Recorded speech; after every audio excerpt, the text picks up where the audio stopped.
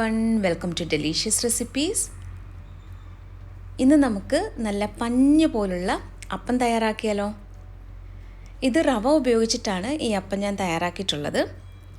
സാധാരണ അരിയരച്ച് തയ്യാറാക്കുന്ന പാലപ്പം പോലെ തന്നെ നല്ല സോഫ്റ്റ് ആയിട്ടുള്ള അപ്പമാണിത്. ഞാനിതിൻ്റെ കൂടെ ചിക്കൻ കറിയാണ് തയ്യാറാക്കിയിട്ടുള്ളത്. നല്ല സോഫ്റ്റ് ആയിട്ടുള്ള ഈ അപ്പം എങ്ങനെയാണ് തയ്യാറാക്കുന്നതെന്ന് നോക്കാം.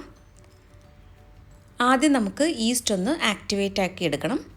അപ്പോൾ ഞാനിവിടെ ചെറു ചൂടുവെള്ളത്തിൽ 1 ടീസ്പൂൺ പഞ്ചസാരയാണ് ഇപ്പോൾ ചേർത്തത്. ഇത് നന്നായിട്ടൊന്ന് മിക്സ് ചെയ്തെടുക്കാം. വെള്ളം ഒരുപാട് ചൂടുള്ളത് എടുക്കരുത്, ചെറു ചൂടുവെള്ളം മാത്രം മതിയാകും.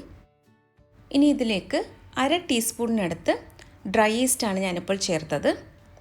ഇതൊന്ന് മിക്സ് ചെയ്ത് കൊടുത്ത ശേഷം 10 മിനിറ്റ് നമുക്കിതൊന്ന് അടച്ച് മാറ്റി വയ്ക്കണം. അപ്പോൾ ഞാനിത് അടച്ചു വയ്ക്കുകയാണ്. ഇനി നമുക്ക് ഈ ഒരു റവ അപ്പത്തിന് ആവശ്യമായിട്ടുള്ള മറ്റു ചേരുവകൾ എന്തൊക്കെയാണെന്ന് നോക്കാം. ഞാൻ 1.5 കപ്പ് റവയാണ് എടുത്തത്.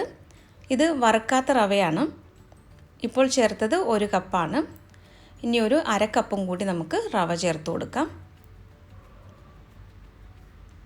അടുത്തതായിട്ട് ഇതിലേക്ക് ചേർക്കുന്നത് തേങ്ങയാണ്. 1/2 കപ്പ് തേങ്ങയാണ് ഇപ്പോൾ ചേർക്കുന്നത്. 4 ടേബിൾ സ്പൂൺ ചോറ് കൂടി ചേർക്കുന്നുണ്ട്. 1 ടീസ്പൂൺ പഞ്ചസാരയാണ് ഇപ്പോൾ ചേർത്തത്. ഇനി ഇതിലേക്ക് നമുക്ക് നേരത്തെ തയ്യാറാക്കി വെച്ച ഈസ്റ്റിൻ്റെ മിക്സ് കൂടി ചേർത്ത് കൊടുക്കാം. ഇതിലേക്ക് ആദ്യം 1.5 കപ്പ് വെള്ളം ഒഴിച്ചിട്ടാണ് ഞാനൊന്ന് അരയ്ക്കുന്നത്. അതിനുശേഷം ആവശ്യമെങ്കിൽ നമുക്ക് കുറച്ചുകൂടി വെള്ളം ചേർക്കാവുന്നതാണ്. ഇപ്പോൾ 1.5 കപ്പ് വെള്ളം ഒഴിച്ചിട്ടുണ്ട്. ഇനി ഇത് നല്ലതുപോലെ ഒന്ന് മിക്സ് ചെയ്തെടുത്ത ശേഷം നമുക്കിതൊന്ന് അരച്ചെടുക്കുന്നതായിരിക്കും നല്ലത്.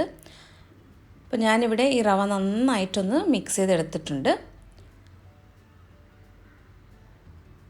ഇതിപ്പോൾ അരച്ചെടുത്തപ്പോൾ നല്ല തിക്കായിട്ടാണ് ഇരിക്കുന്നത്. അപ്പോൾ ഞാനിതിലേക്ക് കുറച്ചുകൂടി വെള്ളം ഒഴിച്ചിട്ട് വീണ്ടും ഒന്ന് അരച്ചെടുക്കുകയാണ്.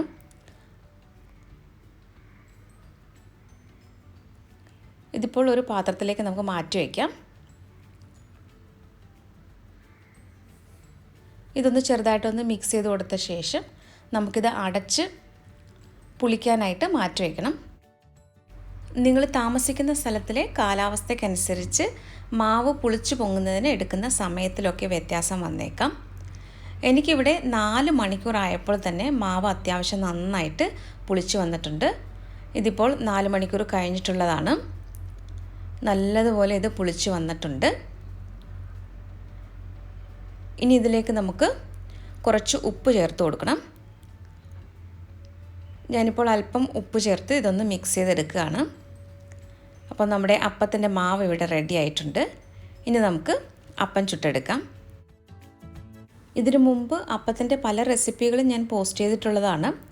വെള്ളയപ്പത്തിൻ്റെയും അരിപ്പൊടി ഉപയോഗിച്ചിട്ട് അപ്പം തയ്യാറാക്കുന്നതിൻ്റെയും സാധാരണ അരി കുതിർത്ത് വെച്ചിട്ട് അപ്പം തയ്യാറാക്കുന്നതിൻ്റെയൊക്കെ റെസിപ്പികൾ നമ്മുടെ ചാനലിലുണ്ട്. താല്പര്യമുള്ളവർ ആ വീഡിയോകളൊക്കെ ഒന്ന് കാണുക. ട്രൈ ചെയ്ത് നോക്കിയിട്ട് ഫീഡ്ബാക്ക് കൂടി തരാനായിട്ട് മറക്കരുത്. ഇപ്പോൾ ഇതിൽ കുമിളകളൊക്കെ വന്നിട്ടുണ്ട്. അപ്പോൾ നമുക്കിതൊന്ന് അടച്ച് വെച്ചിട്ട് മീഡിയം ഫ്ലെയിമിൽ വെച്ച് ഇതൊന്ന് കുക്ക് ചെയ്തെടുക്കാം. ഇപ്പോൾ നമ്മുടെ അപ്പം റെഡി ആയിട്ടുണ്ട്. ഞാനിതൊന്ന് എടുത്ത് കാണിച്ചു തരാം. നല്ല പഞ്ഞു പോലുള്ള റവ അപ്പമാണ്. ഒരു വലിയ സ്പൂൺ മാവാണ് ഞാനിപ്പോൾ ഒഴിച്ചത്. ഇതുപോലെ ഒന്ന് ചുറ്റിച്ചു കൊടുക്കണം.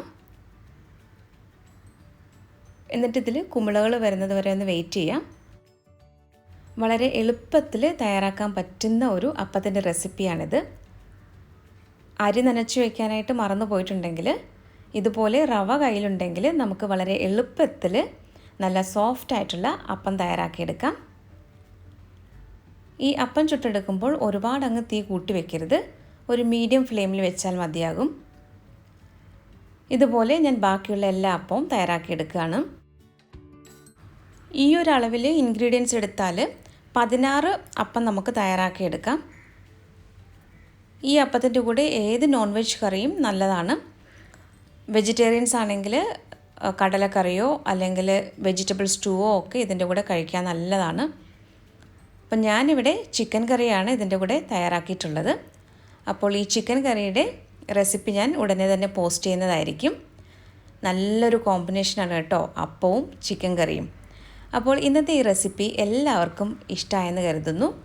റെസിപ്പികളൊക്കെ ഇഷ്ടമാകുന്നുവെങ്കിൽ നമ്മുടെ ചാനൽ കൂടി ഒന്ന് സബ്സ്ക്രൈബ് ചെയ്യാൻ മറക്കരുതേ. അപ്പോൾ മറ്റൊരു നല്ല റെസിപ്പിയുമായിട്ട് വീണ്ടും വരാം. താങ്ക്